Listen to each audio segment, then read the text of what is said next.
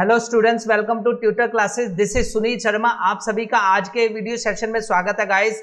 आज मैं आपके लिए लेके आया हूं बहुत ही इंपॉर्टेंट वीडियो। ये जो बच्चे अभी शिफ्ट किए हैं क्लास 10th में, जो बच्चे जिन्होंने अभी 9th पास करके क्लास 10th का अभी बोर्ड की प्रेपरेशन शुरू की है, यानी उनका नया सेशन शुरू हुआ है, उनके माइंड में ये क्वेश्चन आएगा जो थंबनेल यहाँ पर लिखा हुआ है। थंबनेल में भी यही लिखा हुआ है कि क्या एनसीईआरटी इनफ होगी फॉर 95% मार्क्स के लिए। यस, ये काफी इंपॉर्टेंट टॉपिक है और माइंड में हमारे अक्सर ये क्वेश्चन आता है कि क्या हमें एनसीईआरटी को ही फोकस करना है पूरे साल और सो दैट हमारे 95% मार्क्स आ जाएं। तो गाइस, इसमें मैं आपके साथ इस वीडियो में आपको मैं बहुत बेस्ट वे से आपको डिस्कस करते हुए बताऊंगा कि क्या एनसीईआरटी इनफ होगी, जहां आपको अपने रेफरेंस बुक भी पढ़नी पड़ेगी, मतलब आपको एक्स्ट्रा बुक्स भी पढ़नी पड़ेगी अपनी प्रेपरेशन के लिए।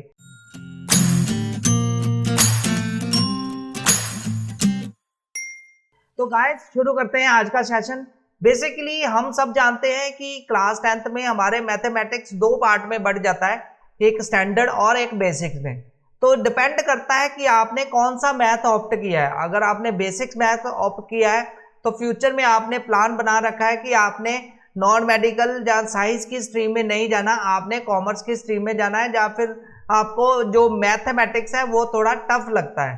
तो गाइस, बेसिक मैथमेटिक्स जिन्होंने सब्जेक्ट लिया है उनके लिए स्ट्रेटजी कुछ और होगी, और स्टैंडर्ड मैथमेटिक्स जिन्होंने लिया है, यानी कि जो बच्चे सोच के बैठे हुए हैं कि उन्होंने जब क्लास 11th में पहुंचना है या क्लास 12th में पहुंचना है, तो उन्होंने साइंस स्ट्रीम में मतलब अपने साइंस स्ट्रीम रखनी है और साइंस स्ट्रीम में ही आगे अपने उन्होंने क्लास 11th और क्लास 12th को करना है।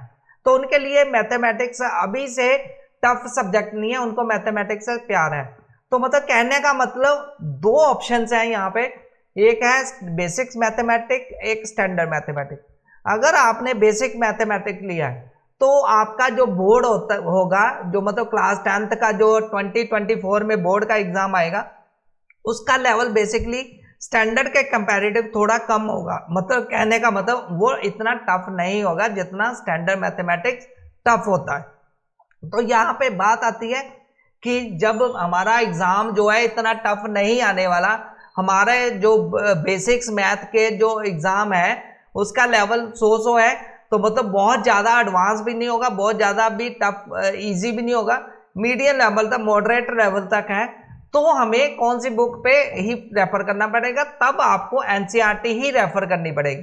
तो गाइस, एनसीईआरटी आपके लिए इनफ होगी अगर आपने बेसिक मैथमेटिक्स ऑप्ट किया हुआ है। अब यहाँ पे मैं आपको कंपैरेटिव स्टडी करके भी बताऊंगा, कंपैरिजन करके भी बताऊंगा दोनों मैथमेटिक्स का। अब दूसरी बुक कौन सी होती है वो, अगर आपने स्टैंडर्ड मैथ लिया तो आपको थोड़ी और एडवांस प्रैक्टिस करनी पड़ेगी, आपको थोड़ा एक्स्ट्रा क्वेश्चंस की प्रैक्टिस करनी पड़ेगी, सो दैट आपके 95% मार्क्स आ सकें बोर्ड के एग्जाम में। तो गाइस, आपको सिर्फ एनसीईआरटी पर ही बेस्ड सारी प्रैक्टिस नहीं करनी, आपको कुछ एक्स्ट्रा बुक्स, रेफरेंस बुक्स भी पढ़नी पड़ेगी। रेफरेंस बुक कौन कौन सी है?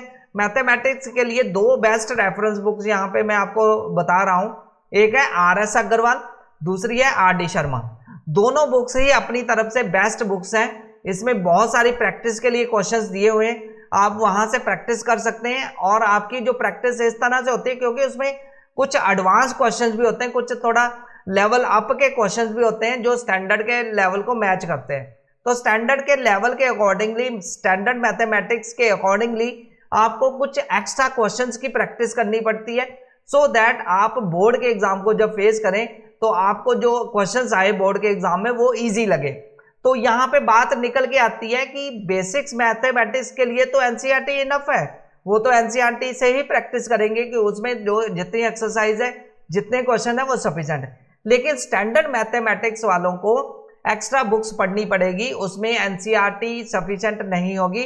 एनसीईआरटी के अलावा उनको RS अग्रवाल या RD शर्मा कोई एक बुक उठानी होगी, और पहले आपको बेसिक बुक करनी पड़ेगी। तो ये नहीं कि आप पहले ही RS अग्रवाल और RD शर्मा को पकड़ लें और उसको सॉल्व करना शुरू कर दें।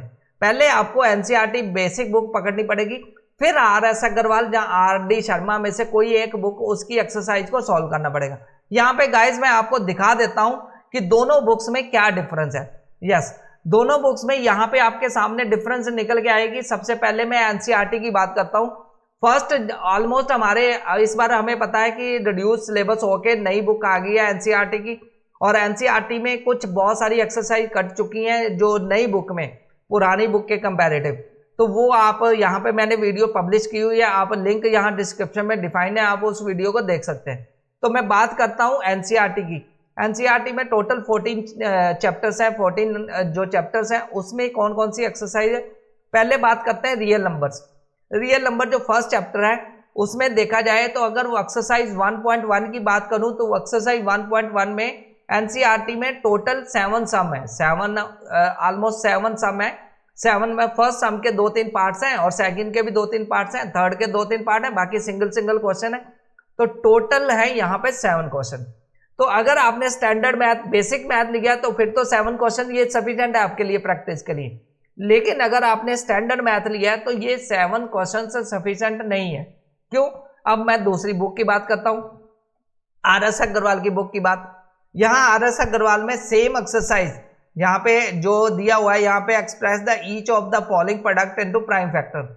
सेम टॉपिक पे यहां पे आर.एस. अग्रवाल में एक्सरसाइज दी हुई है, यूजिंग प्राइम फैक्टराइजेशन एचसीएफ और एलसीएम फाइंड कीजिए। तो एक क्वेश्चन है उसके आगे 6 पार्ट है, जो सेकंड क्वेश्चन है उसके भी 6-7 पार्ट है। आगे हम बात करें थर्ड, फोर्थ, फिफ्थ, ऐसे देखो जाए तो पूरी एक्सरसाइज में नियर अबाउट 28 के आसपास, 20 के आसपास देखो कितने क्वेश्चन है, 25, 26, 27, 8 के आसपास क्वेश्चन है। मतलब एक ही एक्सरसाइज पे डिफरेंट वैरायटी के क्वेश्चंस आपको 27, 28 के आसपास क्वेश्चंस मिल जाएंगे। तो यही अगर मैं बात कर रहा हूं एनसीईआरटी की, तो एनसीईआरटी में 5, 6, 7 क्वेश्चन ही आपको सफिशिएंट मिल रहे हैं और इसमें एक्स्ट्रा क्वेश्चन नहीं मिल रहे। तो यहां से यही बात निकल के आती है कि एनसीईआरटी मैथ अगर आपने फॉलो करना है तो फिर आपका जो बेसिक आपने ऑप्ट किया होगा, अगर आपने स्टैंडर्ड ऑप्ट किया तो आपको एक्स्ट्रा प्रैक्टिस करने के लिए एक्स्ट्रा क्वेश्चन चाहिए। तो एक्स्ट्रा क्वेश्चन कहां से मिलेंगे? आपको रेफरेंस बुक से मिलेंगे। तो गाइज यहाँ पे बहुत इजी वे से मैंने आपको ये समझाया कि अगर आपने मैथ कौन सा ऑप्ट किया, आपने स्टार्टिंग से ही सोच लेना है कि आपने मैथ कौन सा ऑप्ट करना है। जो भी मैथ आप ऑप्ट करके चलेंगे, मतलब अगर आप स्टैंडर्ड मैथ लेके चलेंगे तो फिर आपको रेफरेंस बुक को फॉलो करना पड़ेगा। पहले आपको एनसीईआरटी खत्म करनी है, फिर रेफरेंस बुक खत्म करनी है। दोनों बुक को जैसे ही आप फिनिश करेंगे फिर आप पीवाईक्यू लगाएंगे तो आपका जो बोर्ड का एग्जाम है वो बेस्ट वे से आप उसमें परफॉर्म कर पाएंगे और आपके 95% मार्क्स प्लस मार्क्स आ जाएंगे। तो गाइज ये थी एक छोटी वीडियो, लेकिन मैंने आपके साथ एक बहुत इंपॉर्टेंट टॉपिक को यहाँ डिस्कस किया। इंपॉर्टेंट टॉपिक यही है कि हमें एनसीईआरटी फॉलो करनी है, जहां हमें रेफरेंस बुक भी फॉलो करनी है। आपने ये चैनल हमारा फॉलो नहीं किया, अभी तक सब्सक्राइब नहीं किया, तो आप यहाँ पे हमारे चैनल को सब्सक्राइब कर लीजिए, क्योंकि आने वाले टाइम में मैं आपके साथ और भी अच्छी अच्छी वीडियो से शेयर करने वाला हूँ। तो मैं आपकी प्रेपरेशन यहाँ पे आर.एस. अग्रवाल के साथ भी करवाऊंगा, आर.डी. शर्मा, जहाँ आर.एस. अग्रवाल एक बुक मैं भी लेके यहाँ पे एनसीईआरटी के अलावा वो क्वेश्चन सॉल्व करूंगा। तो जल्दी से सब्सक्राइब कीजिए ट्यूटर क्लासेस के इस चैनल को और हमारे साथ जुड़ जाइए अपनी 95% प्लस मार्क्स की जर्नी के लिए।